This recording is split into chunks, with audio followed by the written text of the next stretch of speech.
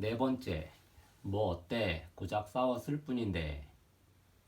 인생의 현자들은 결혼 생활이 행복한지 아닌지 알려면 이렇게 질문해 보라고 제안한다.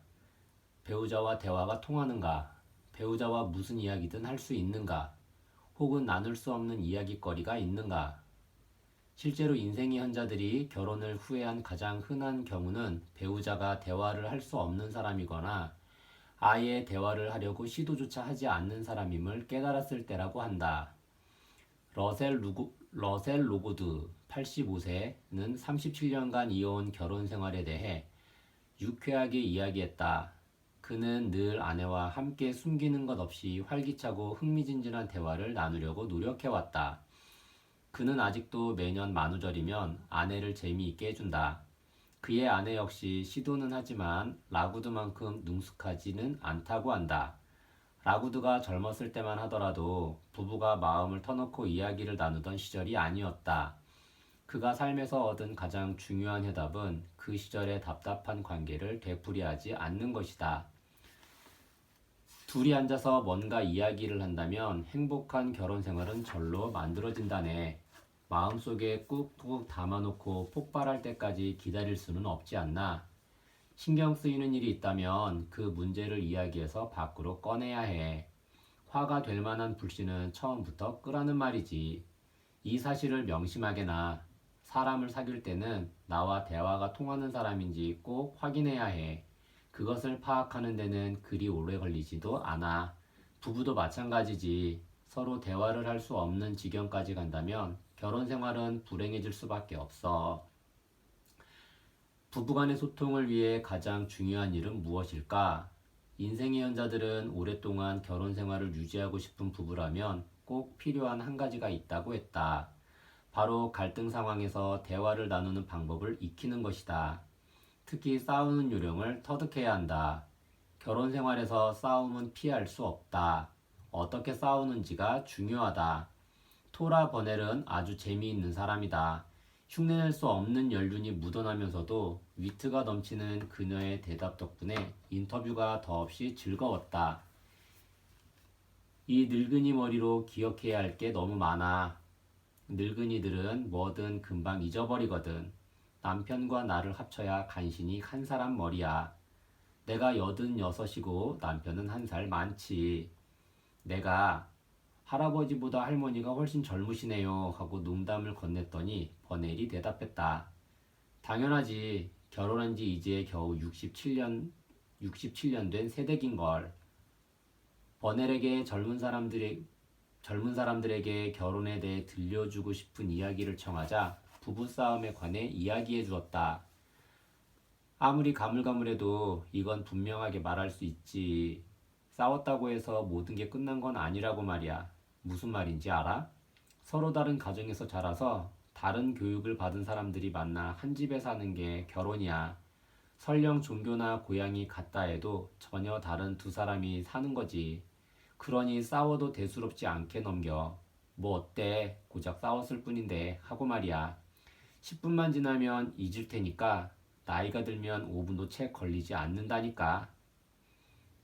요즘 사람들이 싸웠어? 어쩌지?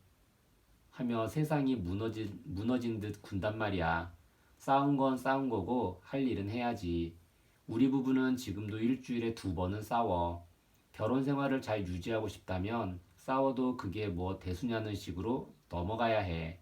그까짓 것 상황이 나빠진들 얼마나 나빠지겠어? 부부는 싸움에 익숙해져야 한다.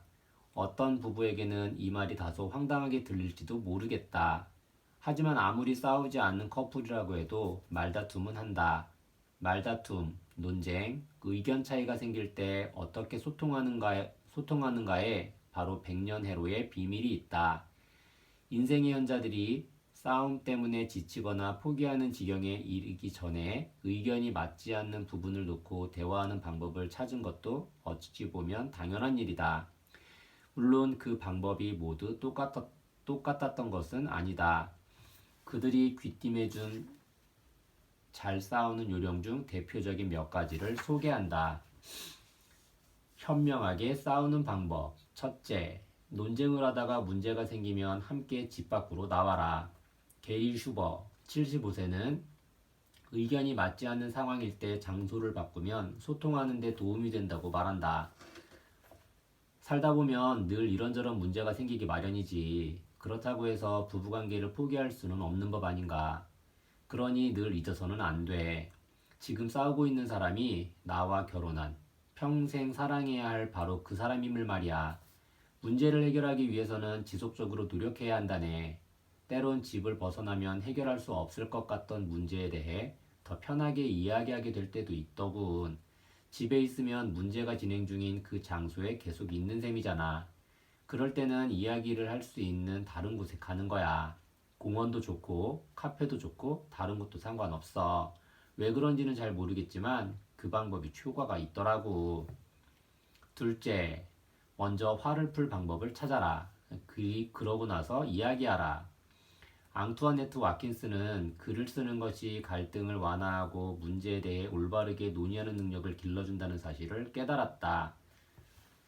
정말로 화가 많이 났을 때는 잠시 화를 두르고 앉아서 남편에게 장문의 편지를 쓰곤 해.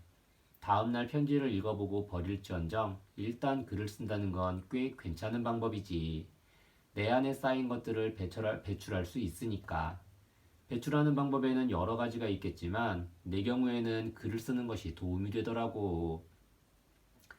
리디아 맥키온 73세는 화가 나면 충동적으로 대처하지 말고 일단 한 걸음 물러서라고 충고한다. 맥키온의 독특한 해결책도 들어보자. 상대에게 고함을 치기 전에 스스로 화를 푸는 방법을 먼저 생각해 봐야 해. 우린 말과 양 같은 가축을 길렀는데 나는 화가 나면 집을 나와 축사로 가서 양이며 동물들에게 말을 걸었어. 마음껏 고함도 지르고, 물론 동물들은 늘 나를 반겨주었지만 내 말에 대답을 해줄 수는 없었지. 그렇게 30분 남짓 먼저 내 분을 사겨. 화를 사귀는 동안 동물이건 식물이건 아니면 아무 것에라도 원하는 만큼 소리를 지르는 거야. 설사 그들이 아무 대꾸도 하지 않더라도 말이야. 우리 부부는 이 방법을 잘 사용했지. 셋째, 위험 요소는 없앤다. 벤 산토렐리와 그의 아내는 조금이라도 위험하다 싶은 요소들은 없애는 방법을 택했는데 많은 커플들이 본받을 만한 전략이다. 결혼 후 우리는 서로 곧잘 놀리곤 했지. 나는 정말 못된 농담으로 아내를 골리곤 했어. 그저 재미라고 생각했던 게지. 그러면 아내도 보복을 했어. 언짢은 농담을 듣다 보면 맞서게 되거든. 그런데 어느 순간 도를 넘게 되더군. 그래서 우린 서로에게 지나치게 짓궂은 장난이나 농담은 하지 않기로 약속했어. 돌이켜보면 그 약속이 우리 부부에겐 전환점이 된 셈이지. 서로를 대하는 태도가 바뀌니 집안 분위기도 달라졌거든. 정말 잘한 일이야. 넷째, 상대의 말에 귀 기울여라. 인생의 연자들은 상대의 말을 들으려고 노력하고 그런 모습을 충분히 보여주라고 조언한다. 이는 갈등을 완화하는 가장 중요한 방법이다. 고백건대 나 역시 아내의 말을 충분히 듣지 않았고 그것이 내 결혼 생활의 흠이었다. 그래서 나는 의식적으로 아내의 말에 귀를 기울이려고 노력했고 큰 효과가 있었다. 나탈리 버절 82세의 조언을 들어보자. 대화를 나눌 때 상대가 무슨 말을 하는지 진심으로 들어야 한다는 사실을 깨달았지. 결혼하기 전까지 나는 꽤 오랫동안 혼자 지냈어. 27년을 혼자 있었으니까 나는 내 방식대로 사는 법에 익숙해 있었어. 그땐 내가 뭐든지 해답을 알고 있다고 생각했지. 남편이 말을 하는 동안 그 사람 말은 듣지 않고 내가 할 말만 생각했어. 내 생각이나 고집을 관철하려고 말이야. 하지만 그런 식의 대화법은 갈등을 부추기고 결국엔 서로를 더 힘들게 할 뿐이더군. 대화를 할 때는 진심을 다해 상대방의 말을 들어주고 그 사람이 하고 싶은 말을 다 하도록 해주어야 해. 상대가 말을 끝내면 그럼 어떻게 했으면 좋겠어? 라든지 어떤 것이 옳은 방법일까? 하고 물어보는 거지. 마크와 브렌다 민튼 72세는 동갑이다. 두 사람은 상대의 말을 더 잘 듣기 위해 좀 더 확실한 방법을 만들었다. 우리 부부가 지금도 이용하고 있는 특별한 방법이 있지요. 한 사람이 먼저 5분이건 10분이건 합의한 시간에 맞춰 발언권을 갖는 거예요. 발언권을 가진 사람은 정해진 시간 안에 하고 싶은 말을 해요. 그러고 나면 상대가 그 말을 반복하죠. 발언한 사람이 맞아, 바로 그 말이야 하고 동의할 때까지 말이죠. 그 다음엔 역할을 바꿔서 해요. 이 방법을 이용하면 언쟁을 누구를 수 있어요. 또한 상대가 어떤 상처를 받았는지 말하는 의도가 무엇인지를 진심으로 듣게 돼요. 상대의 말을 그대로 반복해야 하니까요. 우두커니 상대 곁에서 도대체 무슨 말인지 모른 채 있는 것보다 이런 방법을 이용하면 답답했던 상황들이 명료해지고 서로를 훨씬 더 잘 이해하게 되죠. 그들의 조언에 힘입어 나 역시 이 방법을 시도하고 있다. 하지만 상대방이 침묵하는 경우는 여전히 쉽지 않다. 에이프릴스터는 잠시 그냥 두라고 조언한다. 그녀는 누가 일단 물러서야 할지, 어떤 문제에서 물러서야 할지를 결정하는 데 유용한 방법을 제안한다.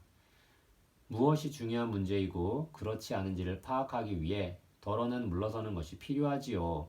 우리 부부가 일찌감치 터득한 방법이 하나 있어요. 아주 효과적인 방법이랍니다. 어떤 문제로 다투게 될 때면 일단 다툼을 중단하고 이렇게 말하는 겁니다. 우리 두 사람 중 누구에게 이 문제가 더 중요하지?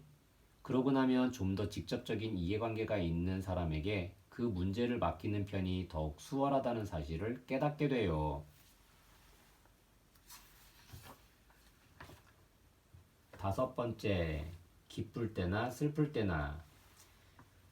70세 이상인 부부들에게 결혼은 평생 지켜야 할 약속이다. 그들에게 이혼은 평생을 힘겹게 따라다니는 상처다. 하지만 시대가 바뀌면서 이혼에 대한 인식도 바뀌었다. 1950년대 중반과 1970년대 초반에 각각 이루어진 여론조사 결과를 비교해 보면 1950년대 중반에 비해 1700년대 초반에는 이혼은 무조건 잘못된 것이라고 생각하는 사람들이 많이 줄었으며 별거와 이혼을 인정하는 사람들의 비율이 크게 증가했다고 한다. 오늘날 사회과학자들 역시 이혼의 상처가 거의 사라지고 있다고 보고한다. 2008년 갤럽 여론조사에 따르면 미국인의 4분의 3에 가까운 사람들이 이혼을 도덕적으로 인정할 수 있는 선택이라고 생각한다고 한다. 나는 인생의 현자들에게 물었다. 젊은 부부가 당신께 와서 이혼을 고려하고 있다고 말한다면 어떤 충고를 해주시겠습니까? 그들은 결혼을 가볍게 여기는 현대인의 태도는 잘못된 것이라고 지적하며 결혼을 깰 수 없는 평생의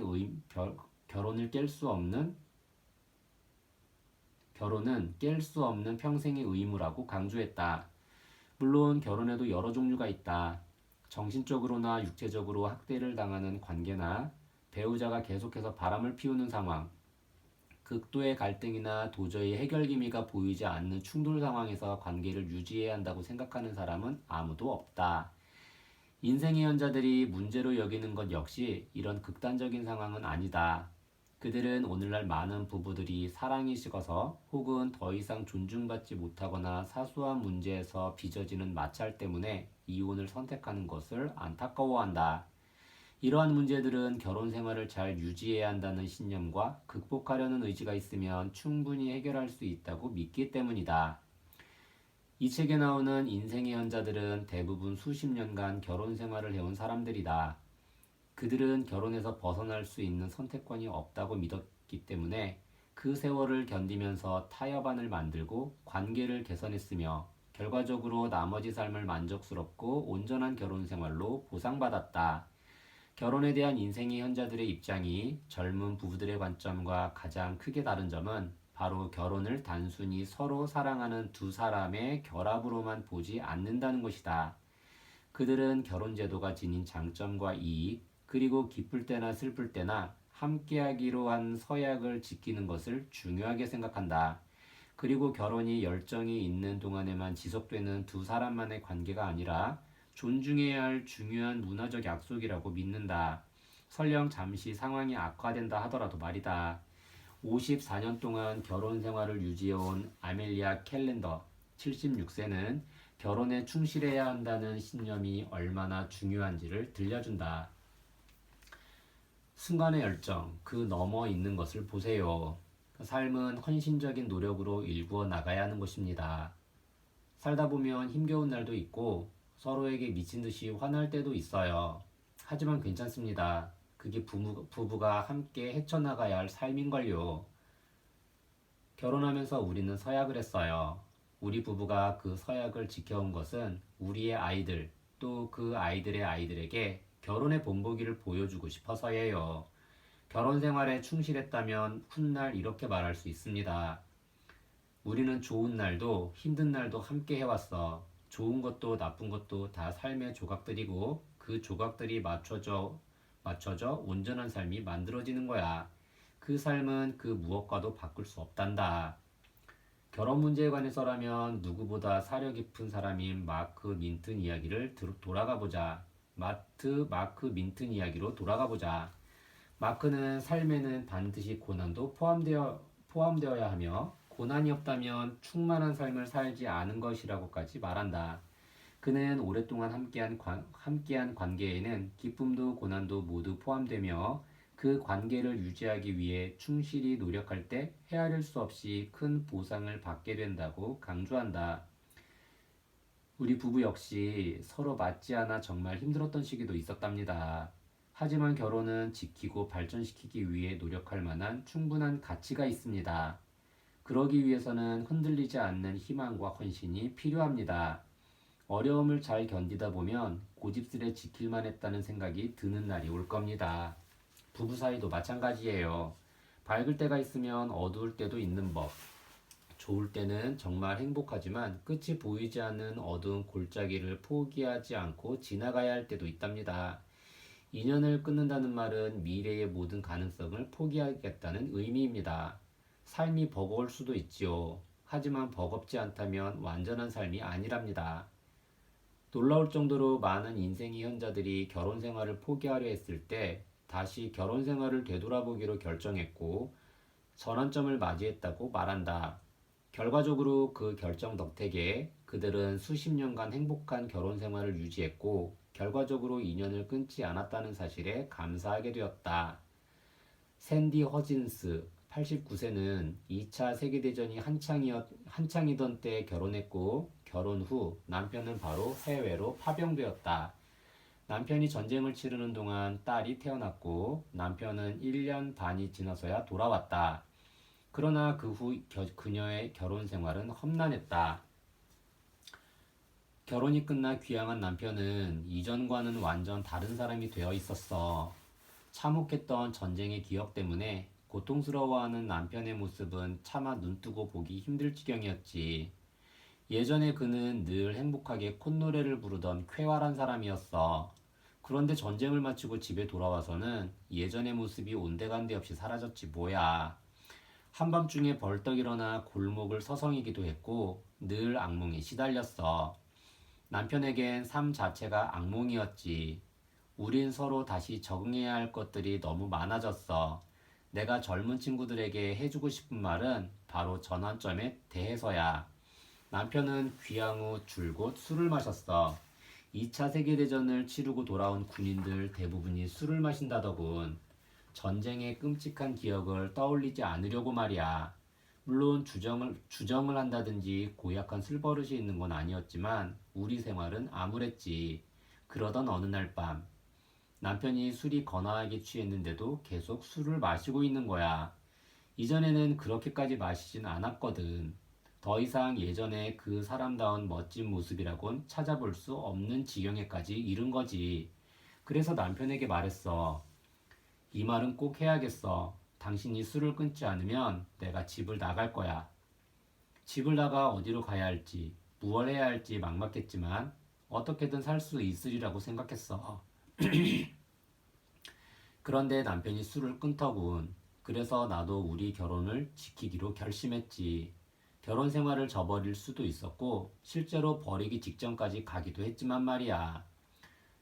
샌디는 결혼 생활을 저버리지 않았음을 매우 다행스럽게 생각한다. 그녀는 부부라면 관계를 개선하기 위해 끊임없이 노력하면서 결혼 서약을 지키고 인생의 여정을 함께 걸어가야 한다고 말한다. 슬픈 사실은 요즘 젊은이들은 너무 빨리 그리고 너무 쉽게 결혼 생활을 포기해버린다는 거야. 요즘 젊은 친구들은 툭하면 이렇게 말하지. 이런 결혼은 필요 없어. 이혼할 거야. 우리 세대는 그러지 않았어. 결혼을 지켰지. 우리 세대에는 이혼이라는 말은 쉽게 꺼내지도 않았어. 우린 노력했어. 견뎠고 무던히 애썼지. 그 이후 남편이 이 세상을 뜨기 전까지 20년을 더 살았는데 우리 두 사람 다 행복했어. 남편과 내게는 선물 같은 삶이었지. 그리고 꼭 기억해야 할 것. 화난 채 잠자리에 들지 마라. 지금까지 언급한 결혼한 지금까지 언급한 행복한 결혼 생활을 위한 핵심 조언들 외에도 수많은 인생의 현자들이 한결같이 말한 지침이 하나 더 있어. 참, 이 이야기도 빠지면 안 되지. 하는 식으로 말이야. 그것은 화난 채 잠자리에 들어서는 안 된다는 것이다. 인생의 현자들은 잠들기 전 화를 풀어야 한다는 사실을 왜 그토록 강조했을까? 내 경험에 비추어 봐도 부부간에 속을 끓이다가 화난 채 잠자리에 드는 것은 그다지 좋지 않은 것 같다. 비록 하루 종일 말다툼을 하고도 여전히 싸울 수 있는 힘이 넘친다 할지라도 때론 다투면서 심술궂은 만족감을 느낀다 하더라도 부부가 가장 친밀하게 지내는 공간에서까지 실망, 적개심, 격렬한 분노를 경험한다면 부부 사이의 골은 더 깊어지고 회복하기 힘든 상처를 남길 수 있다. 그렇게 되면 부부가 함께 걸어갈 길을 찾기가 더욱 힘들어질 수 있다. 부부간에 의견 충돌이 생기는 일들을 잘 따져보면 실제로 하루 종일 싸워야 할 만한 것들은 거의 없다. 특히 하루를 마감하는 시간에는 준비가 되었건 그렇지 않건 간에 싸움도 마감해야 한다. 갈등을 일으킬 문제가 누구에게 더 중요한지를 따져 그 사람의 결정에 따르는 것도 한 방법이다. 자신의 감정을 붙이지 않을 편지에 적으면서 풀어도 좋다. 그 문제가 정말 시시한 일이라는 사실을 직시하고 그냥 흘려보내면 된다. 어떤 방식이 되었든 해가 지면 싸움을 멈춰야 한다. 인생의 현자들이 우리에게 들려주는 조언은 경험에서 우러난 것들이다. 오랜 결혼 생활을 통해 체득한 것인 만큼 지극히 현실적이다. 간혹 감정의 앙금이 남아있는데 갑자기 없었던 일처럼 평온하게 잠자리에 들 수 있겠느냐며 반문하는 사람도 있을지 모르겠다. 나 역시 이성적으로는 인생의 현자들의 조언에 수긍을 하면서도 마음 한편에는 그런 의문이 없지 않았다. 그런데 윌마 야거 75세의 말을 듣고는 비로소 인생의 현자들이 왜 그런 조언을 했는지 그리고 우리가 왜 그 조언을 새겨들어야 하는지 이해할 수 있었다. 잠자리에 들 때는 반드시 사랑한다고 말하세요. 이를 부득부득 갈면서 말해도 괜찮아요. 꼭 하세요. 말한 대로 될 겁니다. 밤새 무슨 일이 생길지는 아무도 모르니까요. 밤새 무슨 일이 생길지는 아무도 모르니까요 라는 말은 삶의 끝자락에 있는 노인들의 가슴 깊숙한 곳에서 우러나온 진심이다. 무의식이 지배하는 밤은 불확실의 시간이다. 무슨 일이 생길지 누가 알겠는가? 노인들은 수십 년을 함께한 동반자 곁에서 아침에 눈을 뜨는 것을 기쁨이라고 말한다. 우리에게 주어진 하루하루는 선물이다. 선물 같은 하루를 허투루 쓰거나 망칠 수는 없지 않은가? 하루를 마무리하는 시간이라면 더욱더 하루를 끝낼 때는 다툼도 끝내야 한다. 상대에게 상처를 주는 말을 하거나 독선적인 자기 합리화로 가슴에 응어리를 품은 채 하루를 마감하기보다는 배우자의 존재의 의미를 다시금 확인하고 관계의 회복을 우선해 두어야 한다. 하루의 끝이 인생의 끝이 될 수도 있기 때문이다.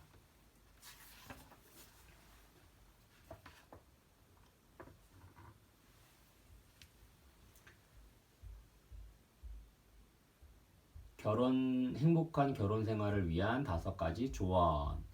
인생의 현자들은 하나같이 행복한 결혼 생활을 오래 지속하는 것은 어려우며 늘 소풍처럼 즐겁지도 않을 뿐더러 굴곡도 많다고 경고한다.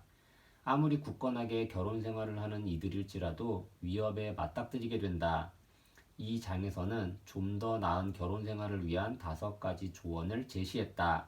그 내용을 요약하면 다음과 같다. 냉장고에 붙여두고 늘 되새기면 행복한 결혼 생활에 도움이 될 것이다. 1. 비슷한 사람과 결혼하라. 가장 핵심적인 가치관과 배경이 비슷하면 행복한 결혼 생활을 할 수 있다. 결혼 후 배우자의 태도나 가치관을 바꾸겠다는 생각은 아예 하지 마라. 2. 설렘보다 우정을 믿어라. 평생 한 사람과 살다 보면 가슴 두근거리는 열정은 변하기 마련이다. 사랑도 중요하지만 깊은 우정을 느끼는 사람과 결혼하라. 3. 결혼은 반반씩 내놓는 것이 아니다. 부부관계가 늘 50대 50으로 공평해야 한다는 태도는 버려라. 내가 준 만큼 정확히 받을 수는 없다. 성공의 비결은 늘 얻은 것보다 더 많이 주려고 서로 노력하는 것이다. 대화는 두 사람을 이어주는 길이다. 고집세고 과묵한 것은 관계에 치명적일 수 있다. 오랫동안 부부로 지낸 이들은 모두 수다쟁이다. 최소한 한 사람이라도 말을 많이 한다. 배우자만이 아니라 결혼과도 결혼한 것이다. 결혼관에 충실하고 그 개념을 진지하게 생각하라. 당장 필요한 것보다 결혼이 더 중요하다고 생각하면 더 큰 것을 얻을 수 있다.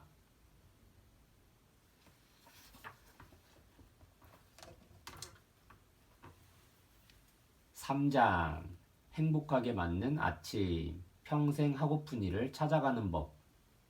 제리 드브리스 78세.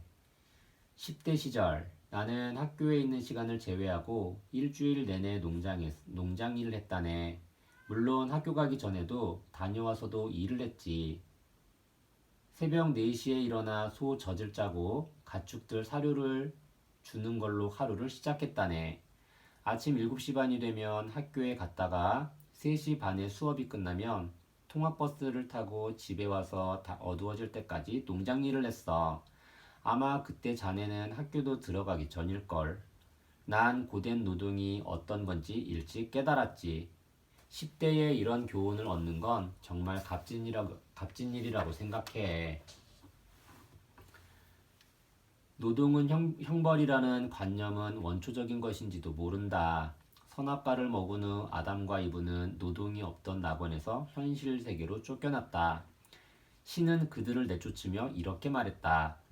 너는 흙에서 나왔으니 흙으로 돌아갈 때까지 얼굴에 땀을 흘려야 양식을 먹을 수 있으리라. 창세기 3장 19절. 더 이상 시원한 바람을 맞으며 한가로이 동산을 거니는 사람도 없었고 배고플 때 과일을 따먹는 사람도 없었다. 아담과 이브 그리고 그 자손들은 평생의 고된 노동을 형벌로 받았다. 일하지 않고 살 수 있는 유토피아를 제안하는 사람은 없다. 인간은 누구나 생존하기 위해, 즉 의식주를 해결하기 위해 일을 한다. 인도 뭄바이의 거상부터 맨하튼의 청소부에 이르기까지 하는 일은 각양각색이지만 그 본질은 같다. 시간을 돈과 교환하고 그 돈을 먹고 사는데 사용한다. 그런데 대부분의 사람들에게 일, 즉 직업은 단순한 생계수단 이상의 의미를 지닌다. 직업은 삶의 가장 근본적인 의미이자 목표이고 자부감과 성취감을 얻는 수단이요 타인과 유대감을 형성하는 도구이다. 또한 정체성의 핵심 요소이기도 하다. 현대인이 노동을 하는데 보내는 시간은 60년 이상이다. 현대인이 일을 과중하게 한다는 사실을 극명하게 보여주는 통계 자료도 있다. 2006년 발표된 한 조사에 따르면 미국의 노동자들이 1년 동안 사용하지 않은 휴가일수를 합하면 무려 5억 7,400만 일에 달하는 것으로 나타났다. 이 수치는 5,500명이 1년 동안 일하는 시간과 같다.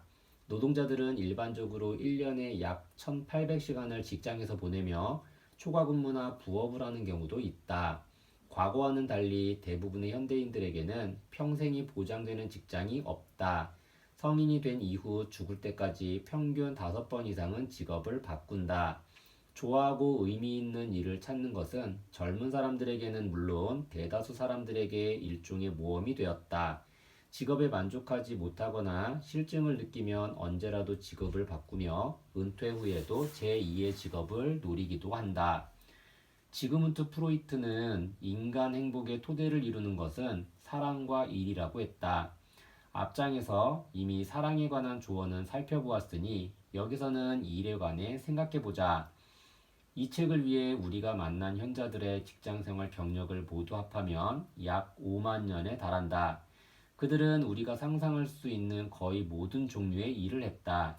식당 종업원부터 사장까지, 사병부터 부대장까지, 공장 노동자부터 공장장에 이르기까지 직급도 다양하며 운동선수, 코치, 성직자, 농부, 광부, 교사, 모든 업종의 상인들, 기업 CEO, 상점 점원, 일용직 노동자, 화가, 작가, 배우 등 온갖 종류의 직종들이 다 포함되어 있다.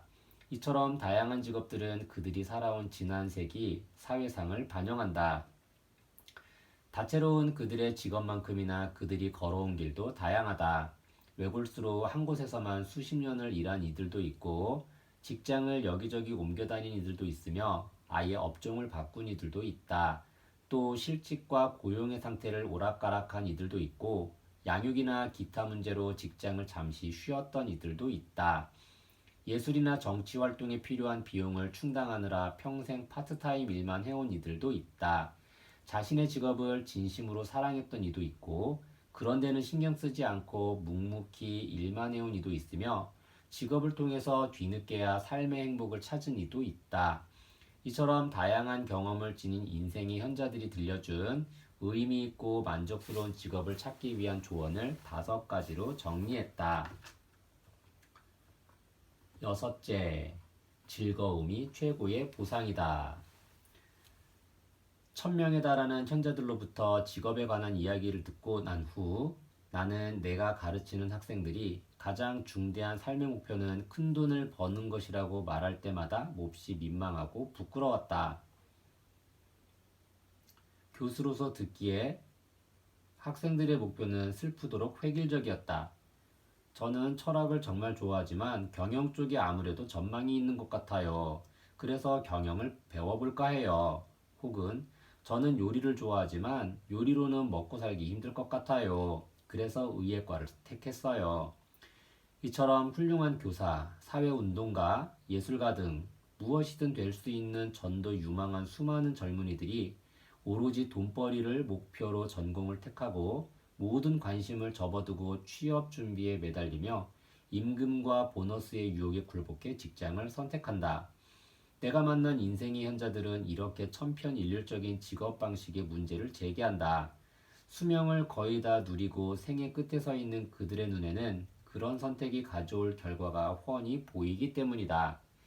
그들은 돈보다는 진심으로 즐거운 시간을 보낼 수 있는 직업을 선택하는 것이 훨씬 낫다고 말한다.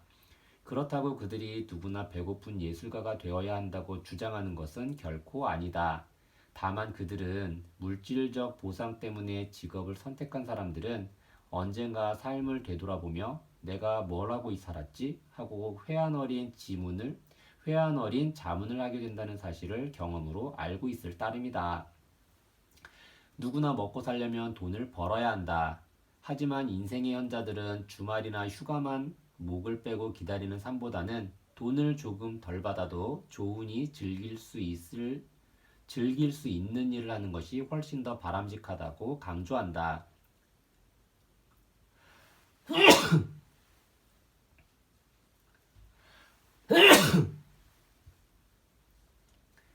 그리고 좋아하는 일을 하려면 조금 부족하게 사는 것은 감수해야 하며 이는 지극히 당연한 것이라고 거듭 말한다.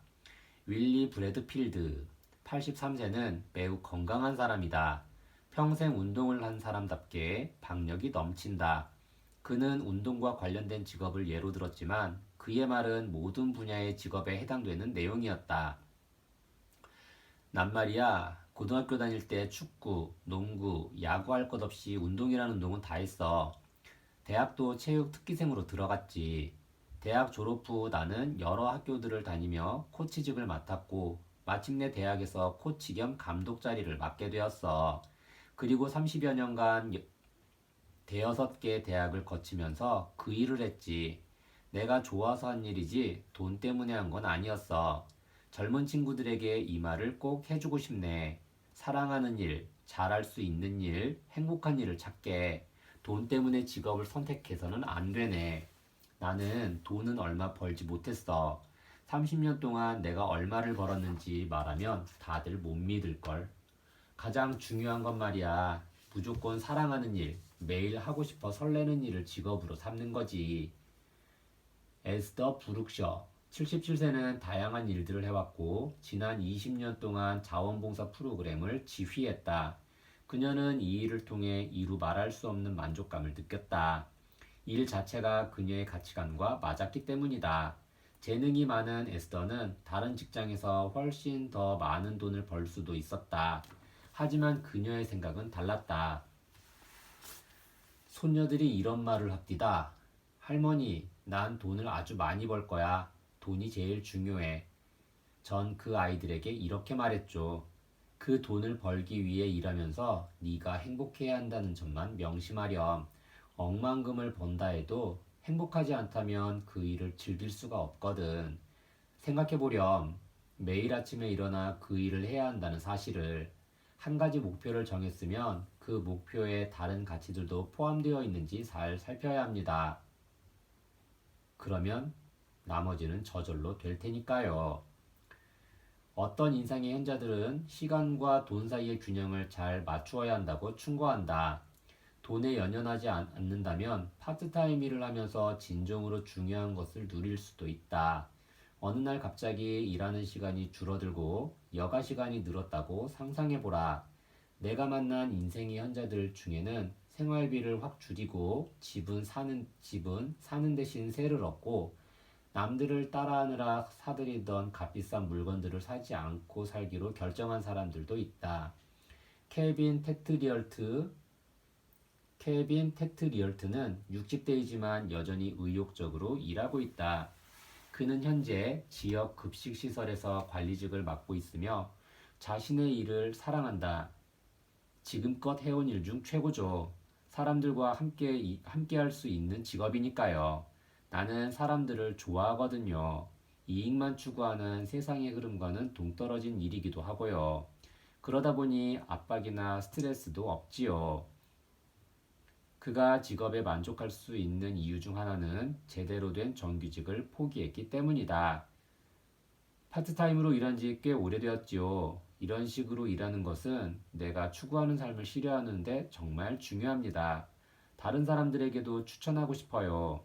파트타임으로 일하면 쓸모 없어지거나 퇴물처럼 될 일이 없어요. 나도 한때 학생들을 가르친 적도 있고 다른 여러 가지 일을 했지만 파트타임으로 일을 하다 보니 관심 있는 다른 일들을 할 수 있는 자유가 생기더군요. 일단 직업이 생기면 얼마를 벌 수 있나 신경 쓰게 되잖아요. 하지만 나는 내가 원하는 삶에 필요한 돈만 버니까 부담이 없죠. 게다가 자원봉사나 다른 일들을 할 시간도 넉넉하고요.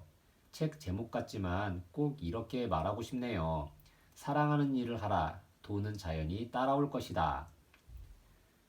심리학자들은 이러한 세계관을 일컬어 그리스어에서 유래한 에우다이모니아라고 부른다. 흔히 행복이라는 의미로 쓰이는 이 말은 행하는 것 자체로 보상을 받는 행위를 뜻한다. 헤도니즘, 쾌락주의에서 사용하는 헤도니아라는 말과는 반대의 뜻이다. 쾌락을 추구하는 사람에게 일은 돈벌이 수단이다. 반대로 행복을 추구하는 사람들은 개인의 성장과 지역 사회에 기여하기, 의미 있는 관계 맺기 등을 목표로 일하며 오로지 돈을 벌기 위해 일하는 사람보다 일에 대한 만족도도 훨씬 높다. 현대인의 직업에 관한 의식을 보여주는 한 조사 자료를 보면 이 책을 준비하면서 만난 1000명 이상의 인생의 현자들은 언급조차 하지 않았던 부분이 오히려 우위를 점하고 있어 눈길을 끈다. 그 내용은 다음과 같다. 첫째, 원하는 것을 살만한 돈을 벌려면 가능한 한 열심히 일해야 하며 그것이 행복의 조건이다.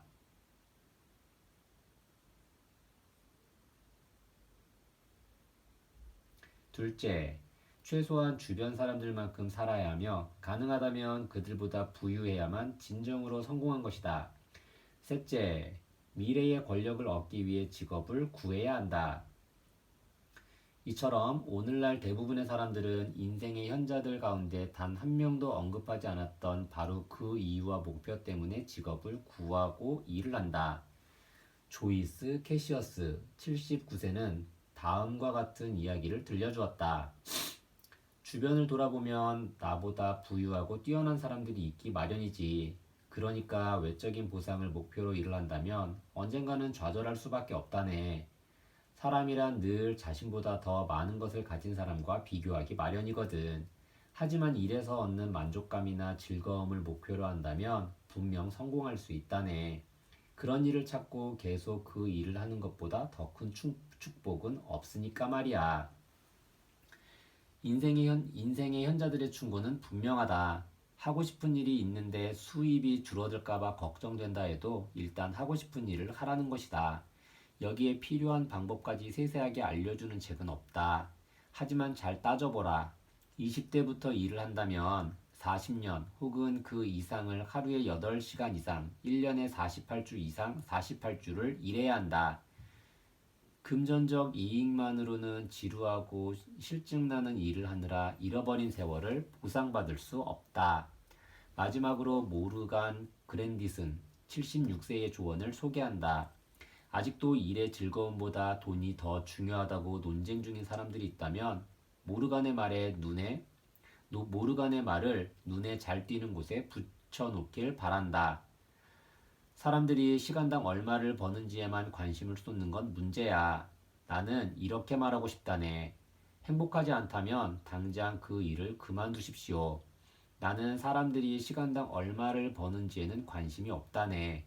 하지만 아침에 출근해서 진짜 하기 싫다. 그만두고 싶다는 말이 절로 나온다면 당장 그만두어야지.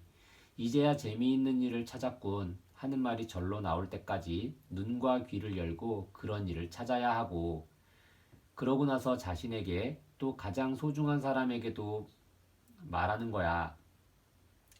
앞으로 일주일에 $200 정도 손해를 볼 거야. 하지만 난 훨씬 더 행복해질 거야. 삶도 훨씬 편해질 거고 먹고 사는데도 문제 없어. 세상에는 좋아하지도 않는 일에 묶여 지독하게 불행하게 사는 사람들이 있지. 그들은 삶이 아니라 돈 때문에 그렇게 매여 사는 거야.